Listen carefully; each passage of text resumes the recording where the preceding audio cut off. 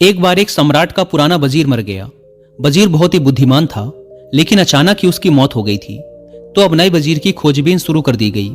साम्राज्य बहुत बड़ा था, इसीलिए उसे संभालने के लिए एक बहुत ही बुद्धिमान और दूर की सोच रखने वाले वजीर का होना भी बहुत ही जरूरी था।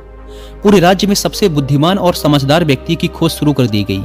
इसके लिए पूरे राज्य में तरह तरह की परीक्षाएं आयोजित की गई और पूरे राज्य भर से विभिन्न समझदार और विचारशील व्यक्तियों को छांटा गया और फिर आगे उनकी और भी मुश्किल परीक्षाएं ली गई और अंततः केवल 3 चुने हुए व्यक्तियों को राजधानी लाया गया ताकि सम्राट उनकी अंतिम परीक्षा ले सके।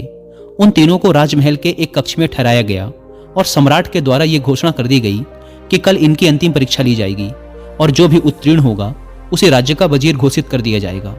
लेकिन आश्चर्य की बात तो ये थी कि शाम होते होते पूरी राजधानी में ये बात फैल गई कि कल सम्राट कौन सी परीक्षा लेने वाला है। सारे नगर में इसकी चर्चाएं होने लगी। सम्राट एक बहुत ही अजीब परीक्षा लेना चाहता था।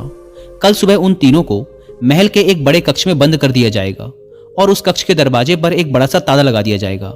वह ताला उस राज्य के गणितज्ञों, कारीगरों और इंजीनियरों ने मिलकर बनाया था। उस ताले पर कोई चाबी नहीं लगती थी। ताले के ऊपर केवल कुछ गणित के अंक लिखे हुए थे और उन अंकों में एक पहेली छुपी हुई थी। जो भी उस पहेली को हल कर सकेगा वही उस ताले को खोलने में सक्षम हो पाएगा। धीरे धीरे ये बात उन तीनों के पास भी पहुंच गई कि कल उन तीनों को एक कमरे में बंद कर दिया जाएगा और बाहर एक ताला लगा दिया जाएगा जिसकी कोई चाबी नहीं है। बस उस ताले के ऊपर कुछ गणित के अंक खुदे हुए हैं जिनमें एक पहेली छुपी हुई है। तीनों में से जो भी उन अंकों का प्रयोग करके उनके पीछे छुपी पहेली को हल कर लेगा और पहले दरवाजा खोलकर कमरे से बाहर आ जाएगा उसे ही वजीर बना दिया जाएगा। यह सुनते ही उन तीनों में से 2 तो बाजार की तरफ भागे और तालों से संबंधित गणित के विषय में जो भी किताबें मिल सकती थी वो सब ले आए और उनका अध्ययन करने लगे। लेकिन उनमें से जो तीसरा था वो सबसे अजीब था। वो ना तो कहीं गया, ना ही कोई किताब लाया और अंधेरा होते ही उड़कर सो गया। बाकी 2 ने सोचा कि शायद डर के मारे इसने परीक्षा में ना बैठने का निर्णय कर लिया है या शायद इसे भरोसा नहीं है कि जो खबर उड़ी है वो सही है। लेकिन फिर भी उन्होंने कोई भी मौका छोड़ना ठीक न समझा, क्योंकि ये पूरी जिंदगी में सिर्फ एक बार मिलने वाला मौका था। वो रात भर किताबें पढ़ते रहे। तालों के विज्ञान से संबंधित जो भी साहित्य उन्हें मिला वो सब उन्होंने पढ़ डाला। सुबह हुई तो वो तीसरा व्यक्ति सोकर उठा और उन तीनों को सम्राट के समक्ष प्रस्तुत किया गया। वहां उन्हें पता चला कि जो अफवाह उड़ी थी वो सत्य थी। उन तीनों को एक बड़े से कक्ष के अंदर बंद कर दिया गया। उसके बाहर एक ताला लगा दिया गया जिसके ऊपर कुछ गणित के अंक खुदे हुए थे। सम्राट ने कहा, तुम तीनों में से जो भी इन अंकों में छुपी पहेली को हल कर लेगा वही दरवाजा खोल पाएगा और जो दरवाजा खोलकर सबसे पहले मेरे पास आएगा मैं उसे अपना वजीर बना लूंगा। मैं तुम तीनों का बाहर इंतजार करता हूं। इतना कहकर सम्राट वहां से चला गया। वो 2 व्यक्ति जिन्होंने रात भर पढ़ाई की थी अपने वस्त्रों में कुछ किताबें छिपाकर ले आए थे।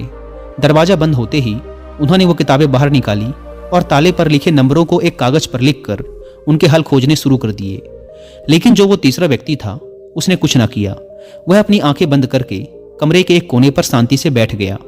उसे बैठा देखकर वो दोनों हंसे और तंज कसते हुए कहा, क्यों, हार मान गए क्या? कुछ करो तभी तो कुछ होगा। उन्हें लगा जैसे उसने हार मान ली है। वह डर गया है और अब वह कुछ भी प्रयास नहीं करना चाहता। लेकिन उसका मन एकदम शांत था।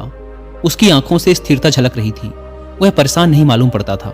वह बैठा रहा। फिर अचानक उसे कुछ सूझा। वह उठकर दरवाजे के पास आया और धीरे से उसे धक्का दिया और यह क्या, दरवाजा खुल गया। वह कमरे से बाहर चला गया। लेकिन वो दोनों व्यक्ति अपनी किताबों में ही डूबे रहे। उन्हें पता भी ना चला कि वो तीसरा कमरे से बाहर जा चुका है।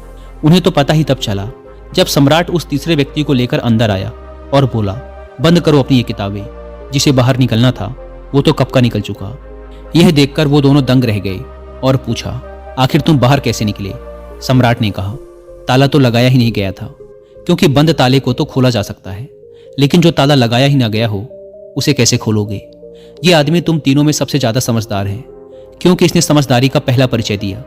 इसने ताले पर लिखे अंकों को हल करने से पहले यह जानने का प्रयास किया कि आखिर ताला लगा भी है या नहीं।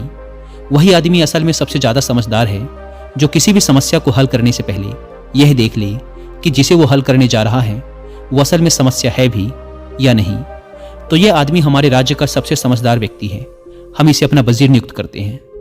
तो दोस्तों, इस कहानी से सीखने वाली बात यही है कि जब भी हमें लगे कि हमारे सामने कोई बड़ी समस्या है तो जल्दबाजी में घबराकर उस समस्या का समाधान खोजने की बजाय हमें ठंडे दिमाग से ये सोचना चाहिए कि जिसे मैं समस्या समझ रहा हूँ वो असल में समस्या है भी या नहीं, यह असल समस्या कुछ और ही है जो अभी मुझे दिखाई नहीं दे रही।